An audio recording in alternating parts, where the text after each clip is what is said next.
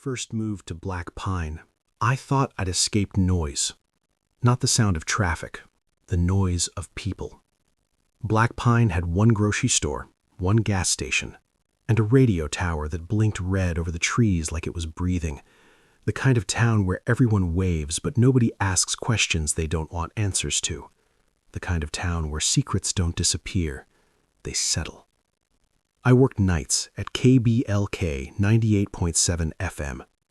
Technically, the station had been shut down years ago, but the county still paid someone to maintain the equipment. That someone was me. The building sat at the edge of town, pine trees pressing in on all sides. During the day, it looked abandoned. At night, it felt occupied. The paint peeled from the walls like sunburned skin. Inside, everything smelled like dust and warm wires, that metallic scent old electronics give off when they've been running too long. Every night at 12 a.m., I'd power on the transmitter, let it hum for exactly 1 hour, then shut it down.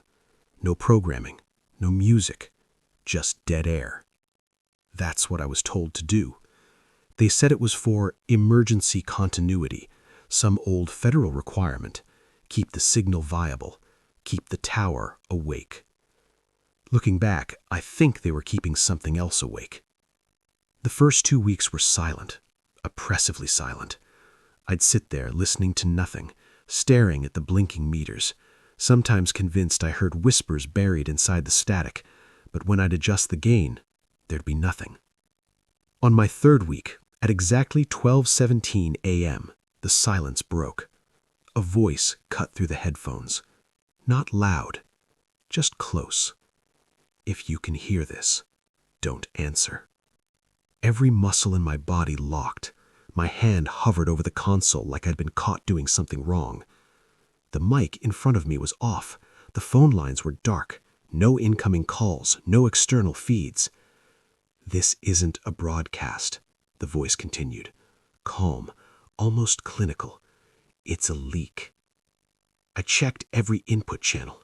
Nothing active, but the waveform on the monitor was moving. The source wasn't internal. It was coming from the tower. Then I heard something worse. My own breathing, playing back to me half a second ahead of time, like the station already knew what I was about to do. I stopped breathing. The playback stopped too. I inhaled sharply. The echo came first. The voice returned. 4 accounts were sealed in 2009. If this is reaching you, containment failed. Containment? That's not FCC language. I tried to shut the transmitter down. It wouldn't respond. The power switch fell dead beneath my fingers. Outside the studio window, the red tower light began blinking faster, not steady anymore, but erratic, stuttering against the trees like a failing heartbeat. Then the voice said my name. Evan, leave before the 4th story finishes. I never told anyone in town my full name.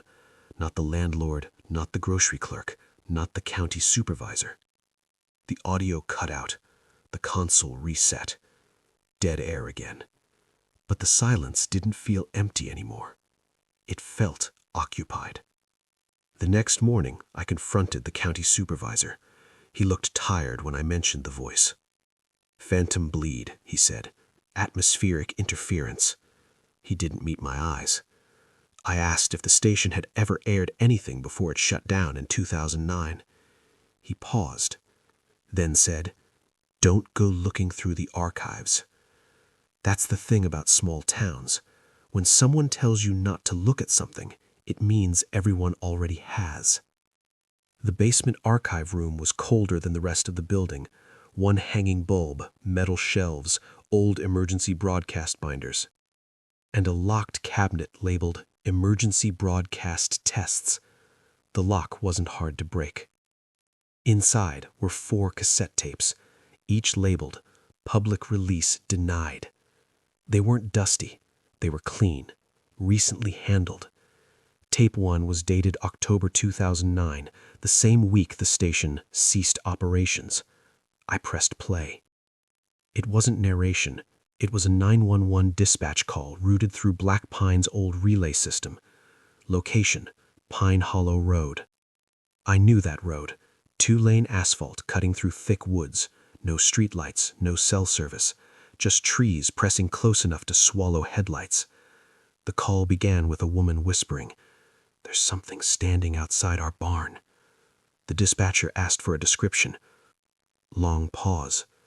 "It looks like my husband." Her husband had died 3 days earlier. Car accident on Highway 2, pronounced dead at the scene. "I buried him. I watched them close the casket." Wind rattled something metallic in the background. Then the line distorted. Through the static, a man's voice bled in. Not from the phone, through the barn. "I'm still cold." The woman sobbed. Then came the pounding.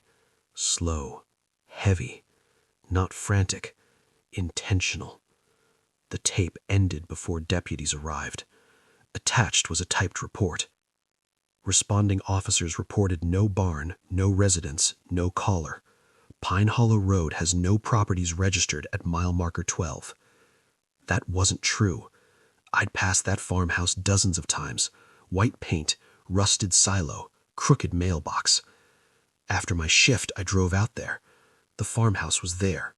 Lights on, barn door open, and someone standing in the doorway, motionless, watching the road, watching me. My headlights flickered. The figure tilted its head slightly, like it recognized me, like it had been expecting me. I didn't stop, but in my rearview mirror, the house was gone. Not dark, gone. Just trees, unbroken forest. The road behind me looked like it hadn't been touched in years. When I returned to the station, the equipment was already on, meters moving. The voice was waiting. Second story confirmed. Confirmed, like it needed someone to see it, to validate it, to anchor it. Tape 2 was labeled County Medical Facility, Restricting Wing. Black Pines Hospital has 2 floors. Everyone knows that. The recording began with footsteps, a nurse whispering into a handheld recorder. "This is Nurse Carla Jensen. It's 2:13 a.m. The quiet wing lights just turned on." The quiet wing didn't exist. The renovation was canceled in '08. There shouldn't be power up there. You hear her climbing stairs, a door opening, hospital monitors beeping faintly. Underwater. "There are beds up here." Pause. "They're occupied." But official records showed only 7 patients admitted that night, all on the 2nd floor. Carla's breathing grew shallow. "They don't have faces." One by one, the monitors flatlined. No alarms, no response. Then a voice. Not hers. "We're still waiting." The recording cut. Carla resigned 2 days later, moved out of state, declared dead 2 years later, no public documentation. Administrative closure. Same phrase, same pattern. When I finished tape 2, the studio lights shut off. Emergency red bulbs flickered on. The broadcast meter spiked. This time, the station transmitted hospital flatlines into the dark Montana night, over and over, until the rhythm synced with my pulse, then surpassed it. Tape 3 contained security footage from the night the station shut down. The DJ on duty laughed into the mic, then paused, tilted his head, turned slowly. A shadow stretched across the wall behind him. Too tall, too thin. The red tower light blinked wildly outside. The footage distorted. When it cleared, he was gone. Chair spinning, headphones on the floor. The official story said he walked out, but the footage showed otherwise.